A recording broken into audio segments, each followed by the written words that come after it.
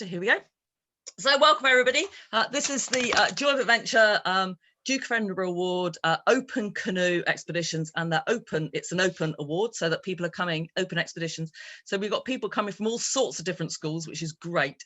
And you were all coming on the 1st to the 3rd of June. Let me just let Harry in while we're here.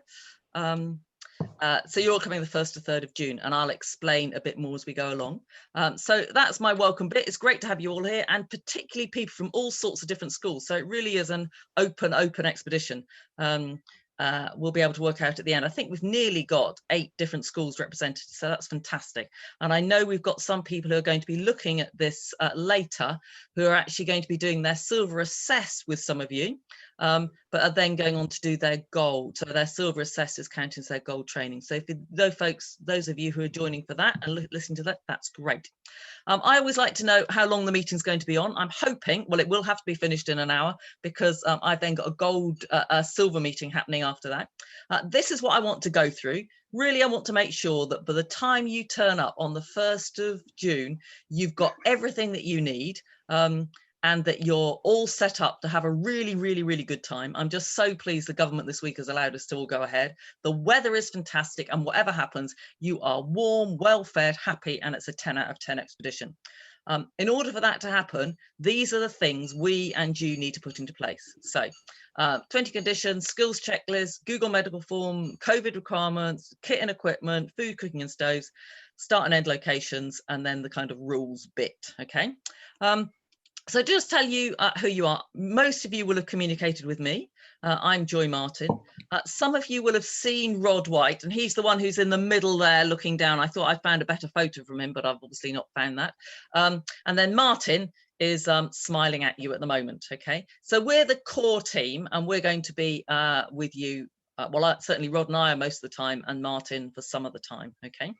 Rod is at this moment just about finishing his sea kayak trip all around the coast of Scotland. So he started off by going through Cape Wrath, and 2 days ago he got back round and went round John O'Groats. And well, at lunchtime today he was 12 kilometres away from the end point. So that's a phenomenal journey of 3 weeks and some horrendous conditions. So I am posting his Facebook posts on the Joy of Adventure Facebook page, so you can see that. But it's an amazing journey that he's undertaken. I think coming back to Cambridgeshire will be really a rest for him.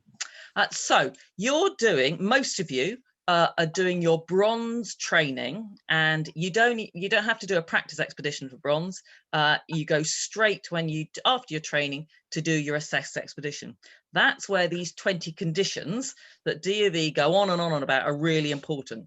So in the Dropbox, and I'll keep sending you the link for the bronze silver Dropbox, there is a list of what those 20 conditions are. I'm not going to go through them now because I rant on about them so often, but in order for you to successfully complete your bronze expedition, you have to fulfill those 20 conditions. Very, very, very rarely people don't fulfill them, and it tends to be when they're Muppets. So by Muppets, I mean, when we tell them they've got to put their tent up, and we keep telling them and they don't put it up. When we tell them they've got to keep their buoyant aid done up, and we keep telling them and they still don't do it. When they then hide their rubbish and litter, then actually that's not what DofE is about. That's breaking the 20 conditions. It's not respecting the environment. It's not respecting what we've trained you in. So it's really difficult not to pass. And if you are at a place where we think you might be, we will make sure you know. So we don't want you to fail. We want you to pass. So if you do what we say and you respect the 20 conditions, you will pass. Okay, but I just need to say right at the beginning, we did have a group last year that it was horrible. I hate failing groups or not passing them, as we say. But so the aim will be at the end of your practice, your bronze expedition, you will all have passed because you will have all kept the DofE 20 conditions. Some of you, that's also your silver practice and training, which then means you're then going to come back and do your assessed silver expedition later in well, the beginning of July. Okay, but we'll do another meeting about that later on. So that's the 20 conditions you need to know. You need to keep them. If you don't keep them, we'll warn you, we'll tell you you're at risk. But if you keep on littering or not having your buoyancy aid done up or any of the muppety things that this one group did, then we will tell you, and we can't. It's not fair on everybody who does keep the 20 conditions if you pass. Okay, so next one, skills checklist. And again, all of these are in the Dropbox. Okay, so the skills checklist is all the things at the end of the expedition, the practice expedition, for those of you doing the bronze and then going on to silver, that you should be able to do. It's things like, can you paddle forward? Can you paddle backwards? Do you know how to put up a tent properly? Can you cook? Do you know how to respect the environment? There's a whole list of things there, which all of you, I've got no doubt, can do, but it kind of gives you a guide about what's to be expected. And particularly those of you who are listening to this call going on to be your silver training, really, really important that you're able to fulfill all of those things on that skill checklist. If there's things you can't fulfill, just tell us and we'll explain them to you. Okay, we want you to succeed. We want you to have a really good expedition. Okay, next thing. Okay, Google the emergency forms are spelt wrongly there. So we need obviously to know what your parents' phone numbers are. I know you've all sent in your paper forms, but it really helps us if you fill out these Google forms. Okay, so I will on the letter that I will send to you tomorrow, come via email, it will have the Google form link. You need to fill that in by Monday the 24th of May. You can also put on that form if you need to borrow a tent or a stove. That can go on there as well. So by Monday the 24th of May, 4 p.m, if you could get that form filled in, that would be fantastic. That form we will then use, if something goes wrong, it's those phone numbers that we'll have that we can then contact your parents or whoever it is as your emergency contacts. Okay, so that's a really important date, 24th of May, by 4 p.m. you need to have got those forms filled in. Okay, all right, next bit, COVID and canoeing. So yeah, things have changed. Some of you have done canoeing with us, or your brothers and sisters have, and you know that we had to put things in place last year. We were really pleased last year because of the things that we put in place. We got this green tick from Visit England, we're good to go. So they recognised that the risk assessment and the things we were asking people to do meant that they were happy for us to run expeditions and to give us this green tick, we're good to go. So I was delighted to get that. That's really good, feels good. But it means that there's various things that are a bit different from any other expeditions pre-COVID that we have to do. So one of the things is that camping has to be socially distanced. So you will be in groups, and after the meeting tonight, when I email you tomorrow with the letter, I will email you the names and email addresses of those that will be in your group. All right, basically the 10 of you that are on this call, 6 of you are doing just bronze, and 4 of you, or maybe 5 of you, are doing bronze and silver. So you're doing the silver assessed expedition as well. So one of the things you'll need to do is in your groups, whether it's 6 of you or 4 of you, you can probably see these white ropes, can you? That we'll mark off the campsite and you'll camp in those groups, okay? The other thing that you need to do, my computer is starting to not behave, you'll have to have an individual tent. So in the past, you were able to share a tent, and we had people in teepees, and they had the whole of their group in the teepee, which was great fun. Actually, for people who snore, or if you've got somebody in a tent who snores, having your own tent's quite nice. So from now, this year, you've got to have your own tent. If you need to borrow a tent, let us know. We can help you with that. But I would recommend, if you're borrowing a tent from a friend of the family or your own tent, put it up in your garden before you come on expedition. It's amazing how many people turn up, even with tents they borrow from the school, where the poles don't fit, or it's the wrong fly sheet or whatever. So make sure you've put up your tent before you come on expedition. Cooking, again, it used to be you cooked in groups. I actually think it's quite good people cooking individually. It's maybe not as much fun, it's not as social, but you tend to all camp around in a group and you're all cooking facing each other. So in that way, it's social. It does mean that you get to eat what you like. And I'll come on and talk about food in a minute, but it does mean you need to bring your own food and also to have your own stove. Again, we can lend that to you. but often your school will lend it to you. Whatever you do, make sure you've practiced with the stove that you get. If you're borrowing one from the school or from friends, please make sure that you've practiced with it beforehand and that you bring the right gas. Okay, some of the gas is a twist top, some is a push top, so you just need to make sure that you've brought the right gas. Another thing you'll need to do is bring your own wash kit. So I suggest you bring a large Tupperware. Okay, that Tupperware you can use to wash up in, you can use to wash your hands in. You can then in that keep your soap, your hand gel, your toilet paper, and what isn't on this picture is doggy bags, right? Doggy bags are great because in them you can put your toilet paper. If you're caught short and you have to go to the toilet while you're canoeing downriver, we don't want to have toilet paper left down the river. Really bad for the environment, looks horrible. You'll put it into a doggy bag or a nappy bag, and then you can get rid of it when you get to the campsite.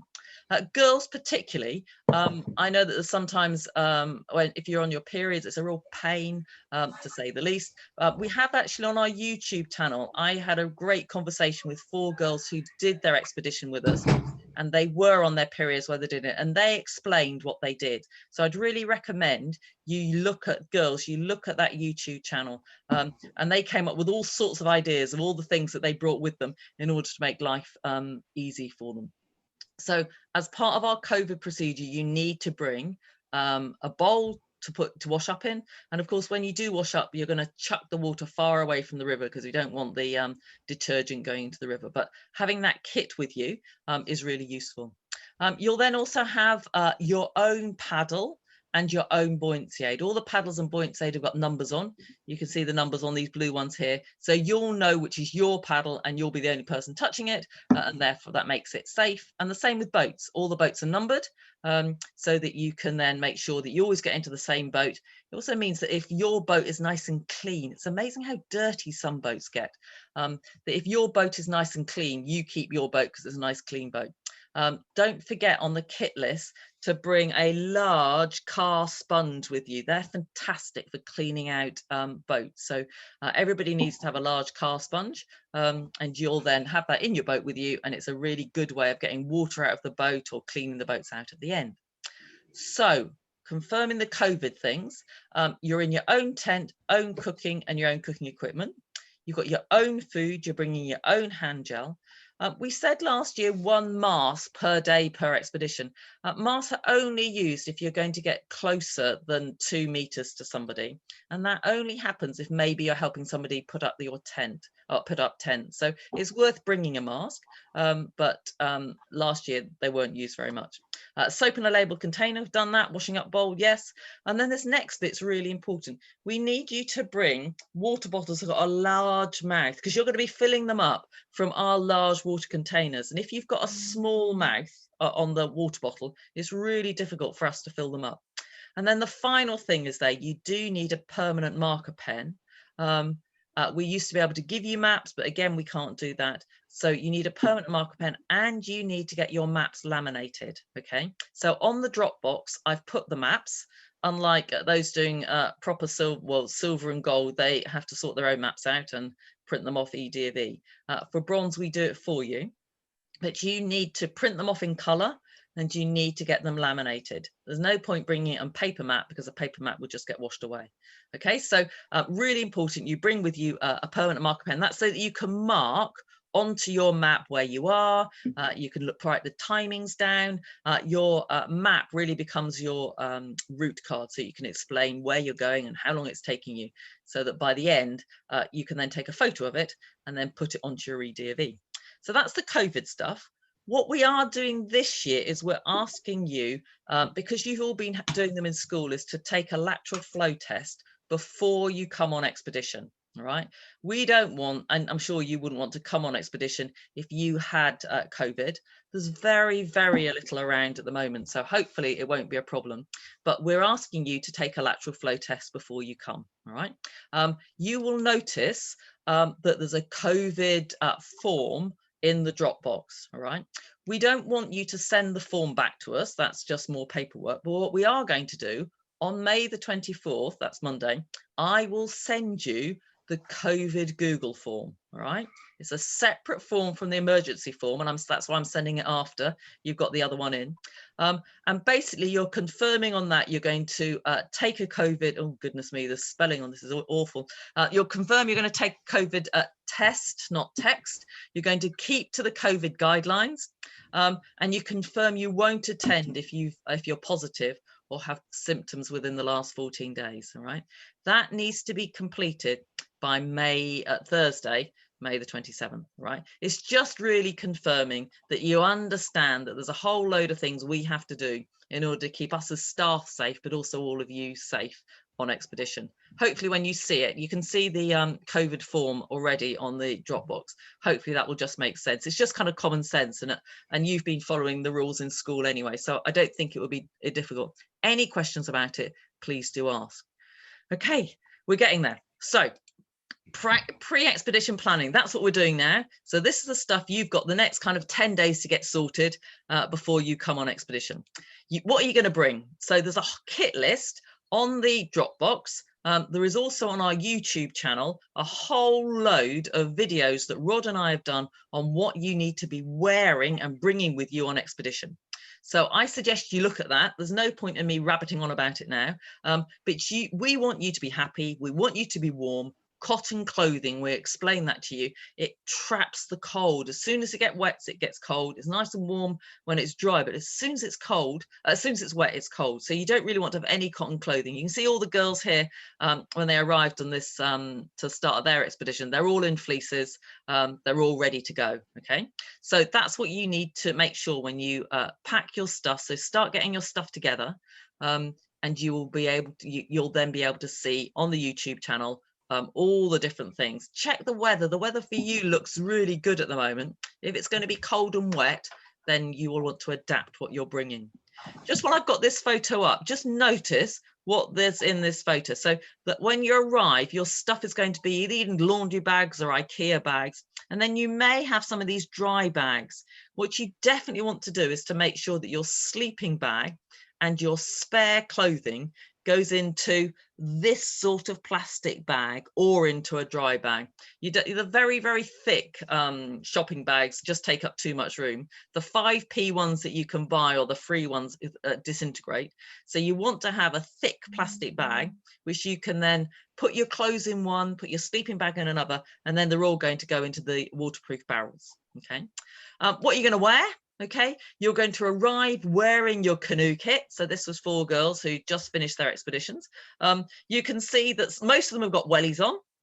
Wellies are great for expedition because your feet do get wet and cold. So most people say they would bring more socks.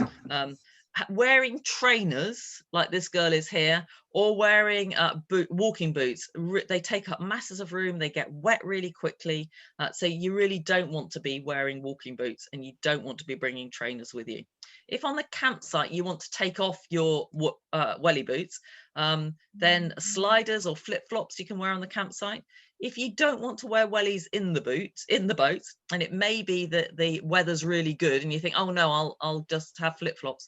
Flip-flops won't work while you're canoeing, because if you fell in, they would fall off, and you need to be able to stand on the ground in your shoes. So the Velcro sandals that you can get that strap onto your feet, they're really good.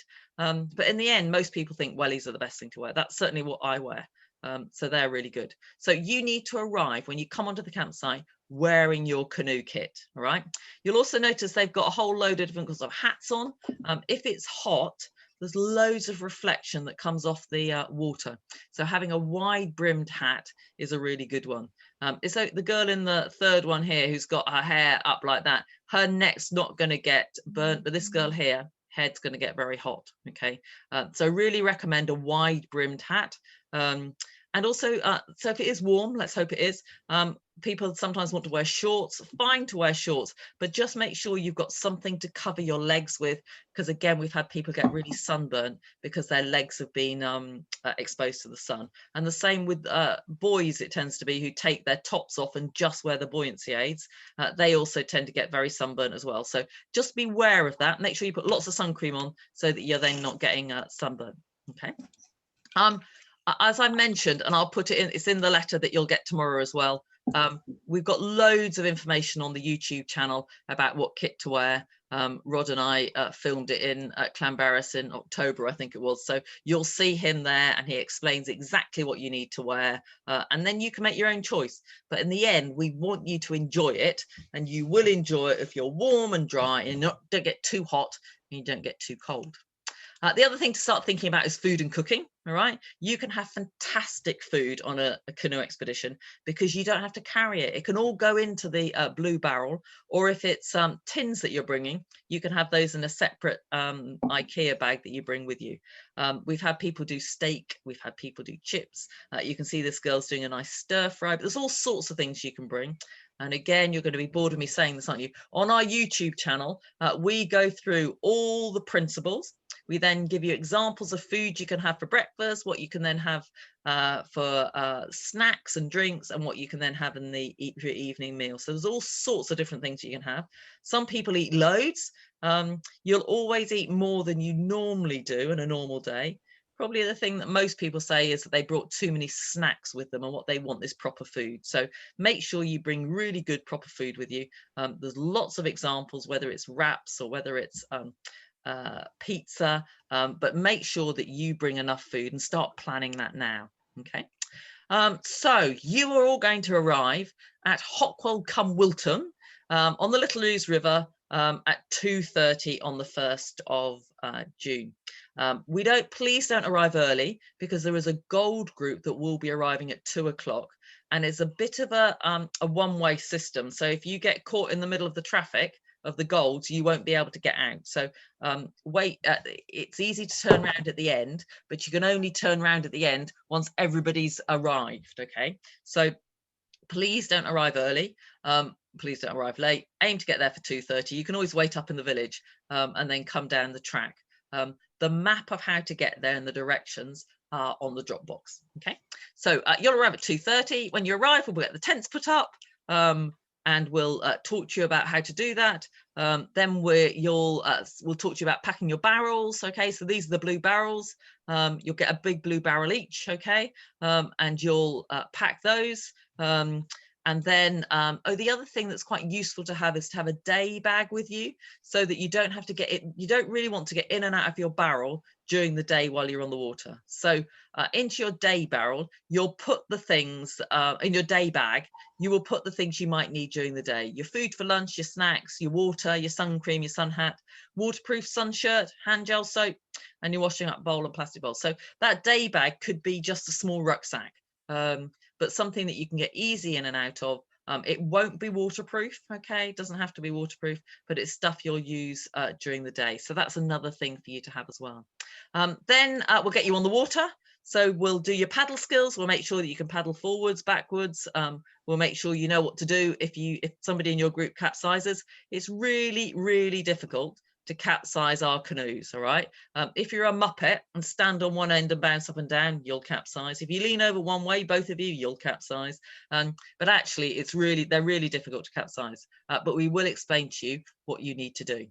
We'll also talk about first aid. Okay, so we'll do some first aid training with you. It's really what might go wrong. And you'll also talk about, in your group, you may have people who've got asthma or people who've got are allergic to things. We'll talk with you about what to do if something goes wrong and who you're going to communicate with. And of course, you're not going to communicate with your parents, because they will be wherever they are and they can't do anything to help. But Rod and Martin and I will be very close. And if you can't sort it out yourselves, we'll be able to sort it for you or come and help you in it. We'll also talk about expedition aims. That's one of the things that DFE say you have to have. I've got a group doing silver assessed who are going down the river, and they're doing different art creations as they go down river. I've just recently got into geocaching, and I think it'd be great to find all the geocaches as you go down river, or even to set some up. So if some of you are interested in that, you could have a go at doing that. But every expedition has to have an aim, and that aim is then leads to you doing a presentation at the end. So at the end of your silver, you would then do a presentation. We'll talk about your food, and you'll cook your evening meal. So you need to bring with you an evening meal that you'll cook on that first night, and you'll obviously have another evening meal that you'll cook on the second night. And then we give you some free time in the evening you can just go off and practice your canoe skills, puddling up and down the river. There's loads of kingfishers along this bit of river, and we let you go off and explore. And that's a time when people have great fun just putting into practice the skills they've learned during the day. You'll then camp. Hopefully you'll get to camp right next to the river. It depends where Charles, who's the farmer, has got his cows at the moment. But sometimes we camp right next to the river. Sometimes we're a field over. So you'll camp there, and then the next morning off you'll go. You'll have your breakfast, and then you'll paddle off downriver. Okay. As you're doing your bronze is a 6-hour journey. So you'll be doing 6 hours of activity down the river. If you're going to get there a bit quicker, then you can always get out your boats and go and explore, go and see if you can find what's going on the other side of the riverbanks. Okay. So you'll paddle off downriver and you'll end up at the Millennium Wood campsite. And the good news of the Millennium Wood campsite is you can have fires. So we're actually aiming to set up fire pits for each group. So before we only had one fire pit, and last year people had to be in a rota who could sit around it. But our aim is for you is that each group that's on the campsite will have their own fire, and you'll be able to collect wood that's there and have a fire. The next day, you'll set off down the Great Ouse River and you'll end up going up the Wissey. And the plan is you end at Wissington. Now we're going to say you're going to be there at 2 o'clock, or you'll be ready to leave at 2 o'clock. When you obviously get to Wissington, it's then about an hour. So we're aiming you to be there before 1 o'clock so that you've got time for us to debrief you, put the boats back on the trailer once they're clean, dry out and clean the barrels. They all go back either in the trailer or on my van, and then you debrief us, and then we are able to tell you whether you've passed. So hopefully your practice expedition for silver is completed. You've learned all the skills, but your bronze expedition, that's done. And then it will either be Martin or me or Rod who will debrief you, and we will then write your assessor's report, which for your bronze, which we will then email to you. Okay, so that's your bronze sorted, we hope. Just a couple of things just to remind people about. We have said them before, but it's just good to remind them. We don't have many rules. I like guidelines rather than rules, but there's a few things we have. One is that if you're next to the river or in your canoe, as you can see with this group here, your buoyancy aid is done up. Okay, and it's done up properly because we don't want you to fall in the river and not have your buoyancy aid on. Hopefully it's going to be so warm you're going to want to cool off. We aren't allowed to allow you to go swimming, but you are allowed to cool off. The difference between swimming and cooling off is that you can get into the water with your buoyancy aid on and also have somebody at the side. So you're never going to go cooling off on your own. There's always be two of you.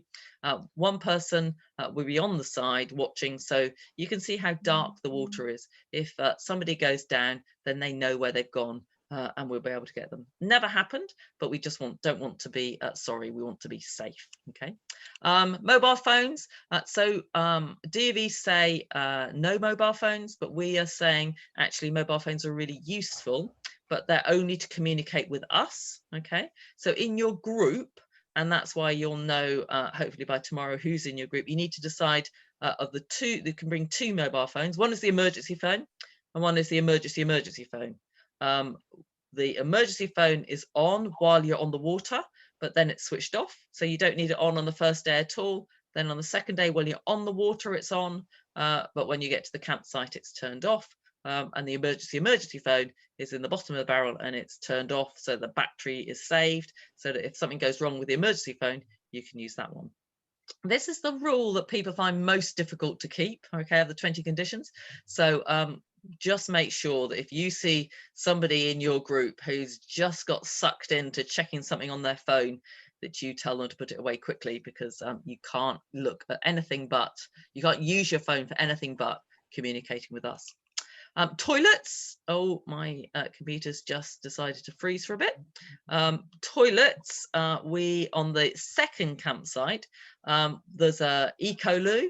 And it's a drop box loo. It doesn't smell. It's really nice. On the other campsites, we've got these portaloos. We've actually got really nice new cotton portaloos, and inside them it looks like a toilet, and there's gel and all the rest of it. And we do have a COVID toilet procedure, so we'll explain that to you when you arrive. Okay, but there's also bins in there for you to put any sanitary towels that people might have. Finally, okay, this is a reminder, the Google medical form is in by Monday, the 24th of May. Your COVID form is going to be due in on Thursday. So that's the 2 dates that are really important. My Facebook page, really keen for people to like that. I will be posting pictures there.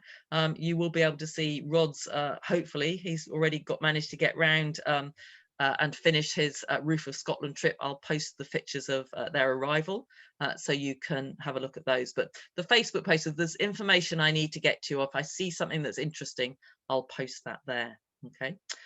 So I think that's all, but I'm sure there's loads of questions. So I don't know if we got questions in the chat box, Martin, or whether I can't see any. Okay, I'm going to finish the recording and then I'm going to let people ask questions.